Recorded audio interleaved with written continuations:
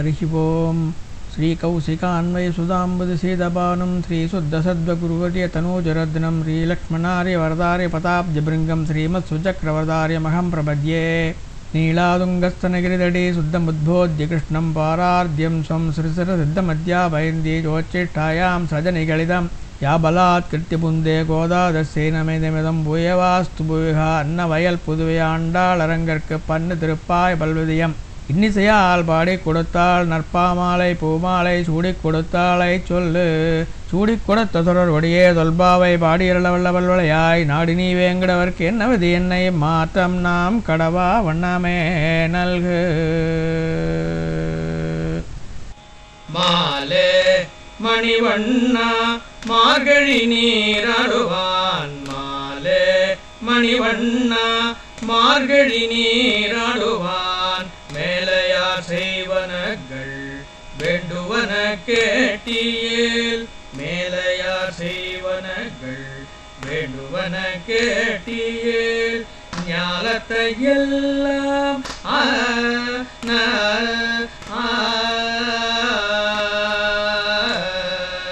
ஞாலத்தை எல்லாம் நடுங்க முதல்வன ஞாலத்தை எல்லாம் நடுங்க முதல்வன பாலன வண்ணத்துன் பாஞ்சதனியமே பாலன வண்ணத்துன் பாஞ்சதனியமே போல்வன சங்கங்கள் போய் பாருடையனவே போல்வன சங்கங்கள் போய் பாருடையனவே சால பெரும் பறையே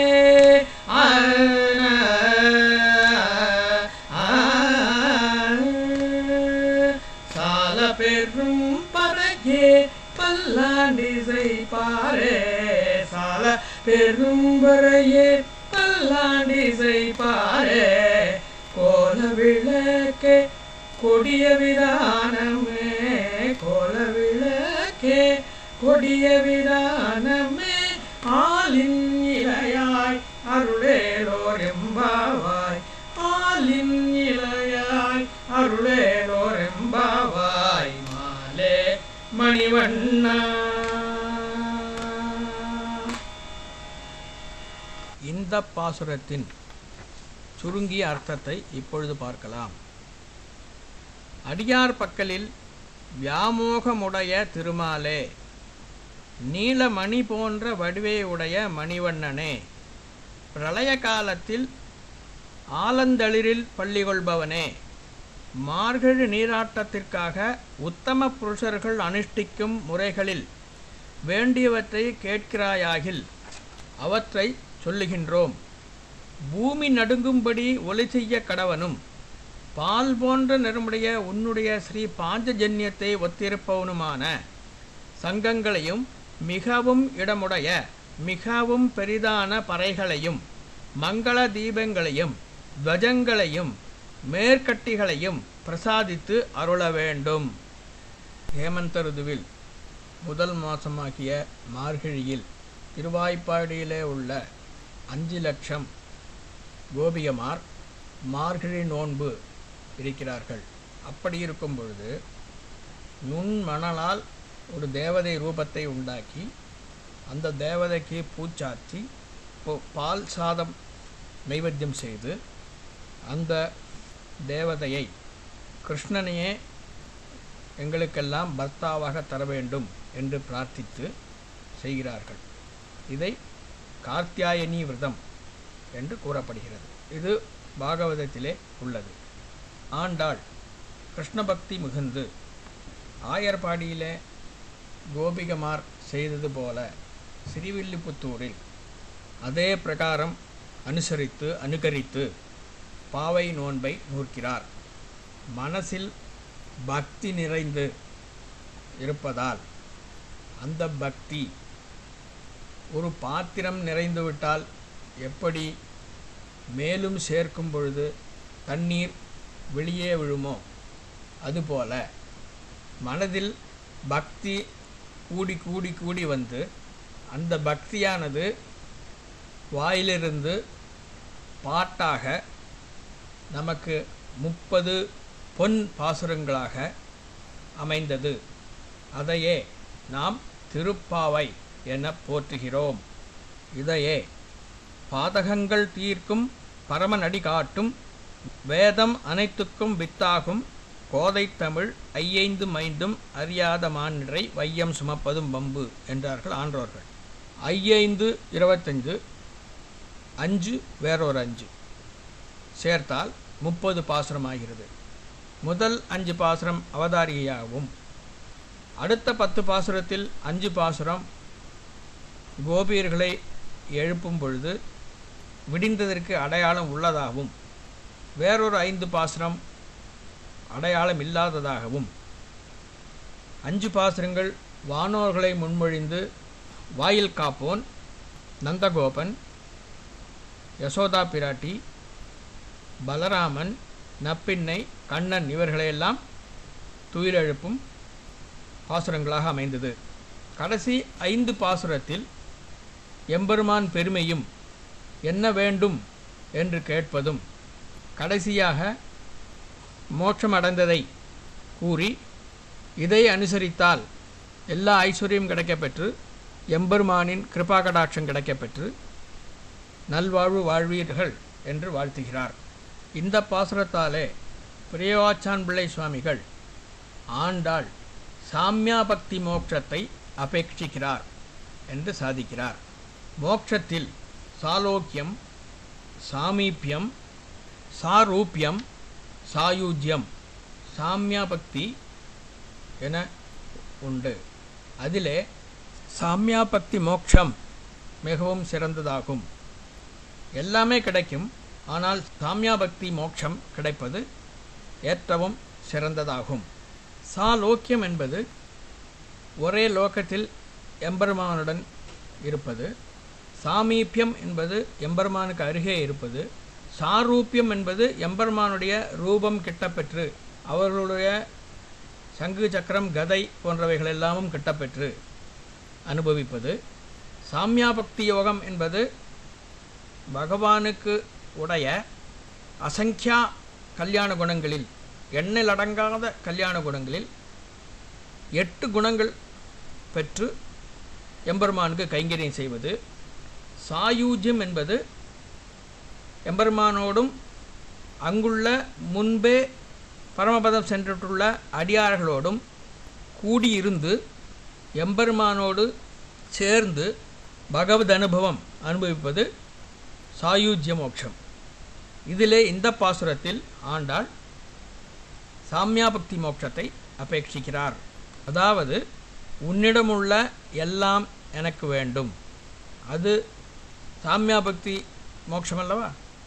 மேலெழுந்த வாரியாக பாசுரத்தின் அர்த்தத்தை பார்த்தால் இந்த பாவை நோன்பை பூர்த்தி செய்வதற்கான 7 பொருட்களை தந்தருள வேணும் என்று பிரார்த்திக்கிறார். இந்த பாசுரத்தில் உன்னிடம் இருப்பதெல்லாம் அடியனுக்கு வேணும் என்று சாதிக்கிறார்.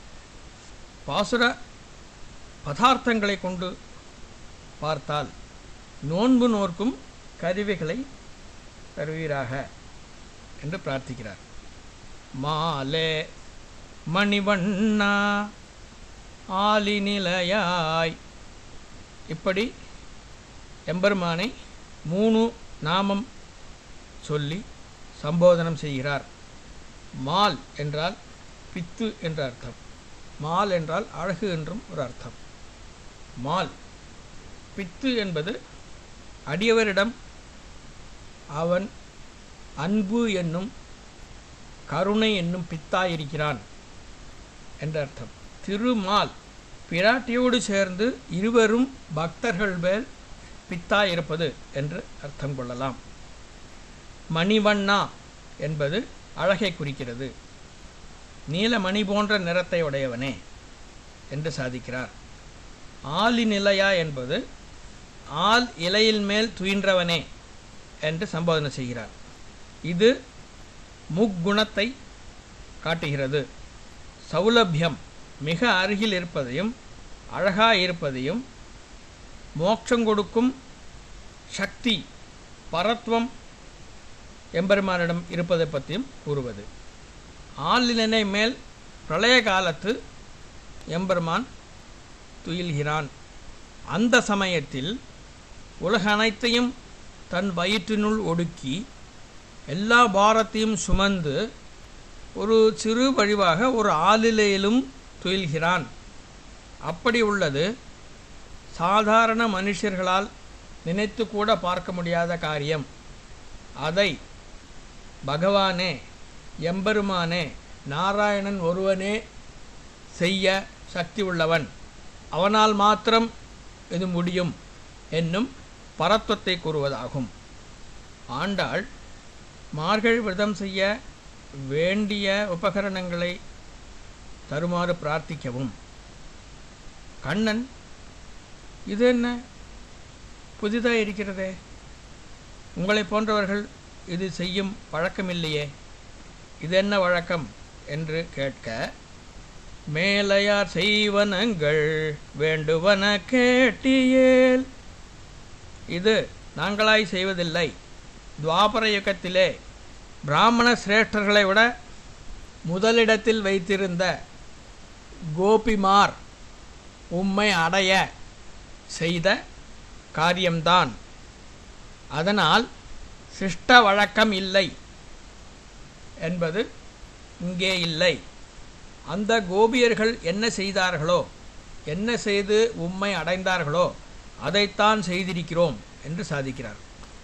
ஆண்டாள் பகவான் ஆச்சரியத்தில் மூழ்கி இருக்கும் பொழுது வேண்டுவன கேட்டியேல் என்று பகவானின் ஸ்ரத்தையை மீண்டும் திருப்புகிறார். பகவான் இந்த சிறுமிகளையும் ஆண்டாளையும் கண்டு என்ன பக்தி, என்ன பாட்டு, என்ன பெயர் பஜனம் என்று ஆச்சரியப்பட்டு அந்த சிறுமிகளையும் ஆண்டாளின் முகத்தையும் மாறி மாறி நோக்கி கொண்டிருக்கும் பொழுது, மேலையார் செய்வனகள் வேண்டுவன கேட்டியேல், எங்களுக்கு மேலையார் செய்வனகள் தான் செய்திருக்கிறோம், எங்களுக்கு என்ன வேணும் என்று கேட்டால் சிரத்திச்சாலும் என்று சொல்லி, போல்வன சங்கங்கள் போய்ப்பாடுடையனவே சால பெரும் பறையே பல்லாண்டிசைப்பாரே கோல விளக்கே கொடிய விதானமே ஆலின் நிலையாய் அருளேலோர் என்று சாதிக்கிறார். ஞானமெல்லாம் நடுங்கும்படியான தேவரீருடைய பாஞ்சஜன்யம் வேண்டும். இந்த பாஞ்சஜன்யம்தான் பாரத போரிலே முழங்கி கௌரவர்களுடைய இதயம் உளுத்து போகச் செய்ததாகும். இங்கே ஒரு சங்கம் இல்லை, சங்கங்கள் தரும்படி வேண்டுகிறார். ஏனென்றால் ஆண்டாள் ஒருவர் மாத்திரம் இல்லை, சிறுமிகளும் உண்டல்லவா. போல்வன சங்கங்கள், உமது கையில் உள்ள சங்கு போல இங்கே உள்ளவர்கள் எல்லாருக்கும் சங்கங்கள் தந்து அருள வேண்டும். அப்பொழுது எம்பெருமான் என் கையில் ஒன்னல்லவா உள்ளது, அதைப்படி பலதும் தர முடியும் கேட்க, ஆண்டாள் இதற்கு முன்பு மோட்சம் பிராபித்த எல்லா ஆத்மாக்களுக்கும் சாமியாதிபக்தி மோட்சம் தந்துட்டுண்டல்லவா, அவர்களுக்கு உமது சங்கு சக்கரம் கதை எப்படி கொடுத்தீரோ அதுபோல எங்களுக்கும் தாரும் என்று சாதிக்கிறார். சால பெரும்பறையே என்றால் பேரி தாளம். கோஷ்டியாக எம்பெருமானை பாடிக்கொண்டு பாவை நோன்பு நோற்று செல்லும் பொழுது இவர்கள் வருகிறார்கள் என்று தெரிவிப்பதற்காக அடிக்கப்படும் வாத்தியமாகும் பேரி தாளம், அது வேண்டும் என்று பிரார்த்திக்கிறார். பல்லாண்டிசைப்பாரே என்றால் நாங்கள் விரதம் பூண்டு பேரிதாளம் அடித்து கொண்டு வரும்பொழுது எதிர் நின்று ஊரில் உள்ளவர் காணும் பொழுது இது யாரும் செய்யாத செயல் என்று போற்றி பல்லாண்டும் புகழ் பெறும்படியாக பல்லாண்டு பாடும் அடியவர்கள் வேணும் என்று சாதிக்கிறார். விளக்கு வேணும் என்று சாதிக்கிறார். ஏனென்றால் இது இருள் சூழ்ந்திருக்கும் விடியப்போகும் தருணமாகும். அப்படி விளக்கு வெளிச்சம் கொண்டு கோபியர்கள் ஆகிய நாங்கள் ஒருத்தர் ஒருத்தர் முகம் கண்டு சந்தோஷிப்பதற்கு விளக்கு வேண்டும் என்று சாதிக்கிறார். கொடியே விதானமே, இவை இரண்டும் வேணும் என்கிறார். கருட கொடி வேண்டும் என்றும் அதற்கு மேலே விதானமாகி மேல்கட்டி வேண்டும் என்று சாதிக்கிறார். ஏனென்றால் மார்கழி மாதம் பனி பெய்கிறது, அதுகொண்டு மேலில் எடுத்துக்கட்ட பனியிலிருந்து ரட்சப்பட மேல் விதானம் வேணும், இவை அனைத்தையும் தந்தருள்வாயாக என்று சாதிக்கிறார். இதை ஆளின் இளமேல் துயின்ற பரத்துவம் மிகுந்த எம்பெருமானாகிய தேவரீர் தந்தருள வேணும் என்று என்று பிரார்த்திக்கிறார். இதெல்லாம் சேர்த்து பார்த்தால் சாமியா பக்தி மோட்சம் தர வேணும் என்று பிரார்த்திப்பதாக வியாக்கியாதார்கள் சாதிக்கிறார்கள். சாமியா பக்தி மோட்சம் என்பது நாம் ஒரு ஆச்சாரியனை பற்றி முறைப்படி எம்பெருமானை படிந்து இராமானுஜர் 6 கட்டளைகள் எழுதி வைத்திருப்பதைப் போல நடந்து சென்றால் நம்பெருமாள் மோட்சம் அளிக்கிறார். அப்பொழுது மோட்சத்திற்கு போகும் தருவாயில் ஒருவனுடைய ஆத்மாவானது சுஷும்னா நாடியை பிடிக்க வேணும். அப்படி பிடித்தால் நச்ச புனராவர்த்ததே என்றபடி மீளுதலில்லா மோட்சத்திலேக்கு போகலாம். இந்த மோட்சம் ஒரு நாள் கிடைக்கும் என நம்பி ஆச்சாரியர்கள் இட்ட கட்டளைகளை நிறைவேற்றி எம்பெருமானை பஜித்து தொழுது இப்படி அடைய வேண்டும். நம்மளை அடைய விடாமல் தடுப்பது சஞ்சித கர்மா என்பது அனாதி காலமாக செய்து மூட்டை மூட்டையாக கட்டி வைத்திருக்கும் பாபங்கள். பிராரப்த கர்மா, அப்படிப்பட்டதிலிருந்து சிலவைகளுக்கு நாம் பலன் அனுபவிக்க ஆரம்பித்திருக்கிறோம், அது பிராரப்த கர்மா. இந்த பிராரப்த கர்மாவையும் சஞ்சித கர்மாவையும் எம்பெருமான் கிருபா கட்டாட்சத்தால், எம்பெருமான் தயையால், எம்பெருமான் திருவடியை பற்றி அவருடைய தயை கொண்டு அவருடைய தயையாய நமக்கு மோட்சம் போக உபாயமான எம்பெருமான் கிருபை கிடைக்கப்பெற்று பூர்வ கிருத்தம் பாபத்தை எரித்து மோட்சத்தை அடைகிறோம். இப்படி வாழ்வாங்கு வாழ்ந்து ஆத்மா உடலை விட்டு வெளியே போகும் பொழுது நம்முள் பகவான் ஒரு ஒளியாக சுஷும்னா நாடியை காட்டித் தருகிறான். நம்முடைய உள்ள பிரம்மம் காட்டி கொடுக்கும். இது 12 லோகம் தாண்டி அந்தமிழ் புகழை அடையும். இங்கே ஸ்தூல சரீரம் போய்விடும், சூக்ஷ்ம சரீரமாய் போய் பிரயாணத்திற்கு மட்டும் உபயோகப்படும் சூக்ஷ்ம சரீரமாகி போய் விரஜா நதியில் தீர்த்தமாடி அதையும் தொலைத்துவிட்டு சப்தாவரணங்களை கடந்து சென்றால் மூல பிரகிருதி தெரியும். அங்கே செல்லும் பொழுது இதுவரை சென்றதெல்லாம் ஒரு கூழாங்கல்லாக நினைக்க வைக்கும் அளவே உள்ளது. அங்கே சென்றால் நித்யானந்தம் கிடைக்கும், சாமியா பக்தி மோட்சம் கிடைக்கும். இங்கே கர்மங்கள் இல்லை, ஜீவாத்மா முக்தனாகிறான், இயற்கை தன்மையை அடைகிறான். இது ஸ்ரீ வைஷ்ணவ தத்துவமாகும். இப்படி ஆண்டாள் நோன்பை முடிப்பதற்கான உபகரணங்களை பிரார்த்திக்கிறார் இந்த பாசுரத்தில். இனி நாளை வரும் கூடார வெல்லும் சீர் கோவிந்தா என்ற பாசுரத்தால் சாயுஜ்ய மோட்சத்தை பிரார்த்திக்கிறார். அதை நாளைக்கு பார்க்கலாம். இன்றைய பாசுரமாகிய நாள் பாட்டாகிய மாலே மணிவண்ணாவை ஒரு தரம் கூடி ஆவர்த்தித்து நிறுத்தலாம். மாலே மணிவண்ணா மார்கழி நீராடுவான், மேலையார் செய்வனகள் வேண்டுவன கேட்டியேல், ஞாலத்தையெல்லாம் நடுங்க முதல்வன பாலன வண்ணத்துன் பாஞ்சஜனியமே, போல்வன சங்கங்கள் போய் பாடுடையனவே, சாலப்பேரும் பறையே பல்லாண்டிசை பாரே, கோல விளக்கே கொடிய விதானமே ஆலின் இலையாய் அருளேலோர் எம்பாவாய். ஹரி ஓம். ஸ்ரீமத் கோதாயை நமஹ.